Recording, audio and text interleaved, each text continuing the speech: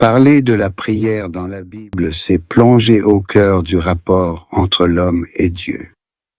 Ce n'est pas seulement une pratique religieuse parmi d'autres, mais l'expression intime de la foi, du désir, de la détresse et de la louange.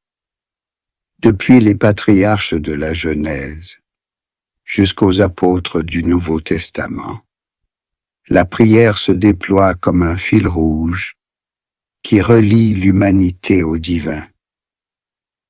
Les origines et l'Ancien Testament. La prière des commencements. Le terme hébreu principal est tefila, issu de la racine palal qui signifie intercéder, juger, réfléchir. La prière est donc, dès son origine, un acte à la fois intérieur, méditation, jugement sur soi, et relationnel, dialogue, appel à Dieu. Dans la Genèse, on ne trouve pas encore de rituel codifié. Abraham, Isaac, Jacob ou Moïse parlent à Dieu de manière spontanée. C'est un langage direct, parfois tremblant, parfois audacieux. Abraham intercède pour Sodome, Genèse 18. Moïse plaide pour le peuple après le veau d'or, Exode 32. La prière est alors essentiellement une intercession et un cri de confiance. Les psaumes, école de prière d'Israël. Le livre des psaumes, rédigé entre le Xe et le IVe siècle, avant Jésus-Christ, constitue la grande matrice biblique de la prière. On y trouve toute la gamme des émotions humaines, louange, supplication, action de grâce, lamentation, sagesse. Par exemple, le psaume 23. Le Seigneur est mon berger, exprime la confiance tranquille. Tandis que le psaume 22. Mon Dieu, pourquoi m'as-tu abandonné? Traduit l'angoisse existentielle. Le judaïsme post-exilique, après 587 avant Jésus-Christ, développe aussi des prières liturgiques structurées autour du temple et plus tard de la synagogue. On passe donc d'une prière spontanée à une prière collective et rituelle. La prière dans le Nouveau Testament. Jésus, maître de prière. Le Nouveau Testament, rédigé en grec, emploie les termes prosevki, prosuche, et deesis, signifiant respectivement prière, adoration et supplication. Jésus se présente lui-même comme un homme de prière. Il prie avant ses grandes décisions, baptême, choix des apôtres, dans la solitude et surtout à Gethsémani, où il exprime la tension entre sa volonté humaine et la volonté divine.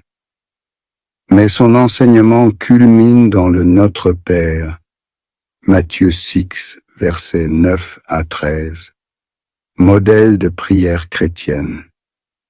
Là, la prière devient à la fois filiale Notre Père théologique, que ton nom soit sanctifié, et existentielle, donne-nous notre pain, pardonne-nous, délivre-nous. L'Église primitive.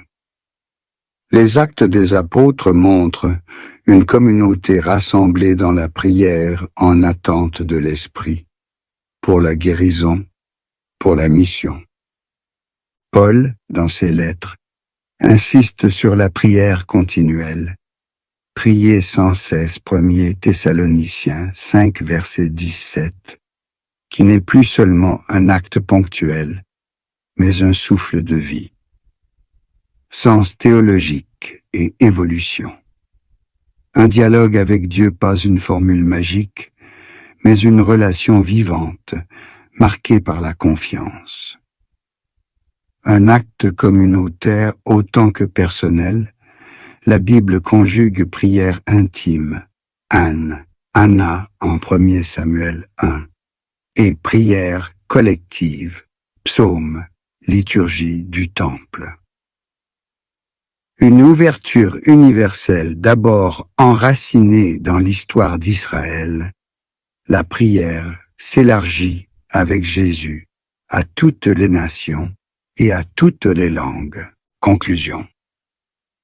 La prière, selon la Bible, est avant tout un chemin de relation entre la fragilité humaine et la fidélité divine. Elle a traversé les âges, depuis les cris des patriarches jusqu'aux hymnes de l'Église primitive, en passant par les psaumes chantés au temple. Toujours, elle révèle une même vérité priée, c'est reconnaître que la vie ne se suffit pas à elle-même, mais qu'elle trouve son sens dans un dialogue avec celui qui la dépasse.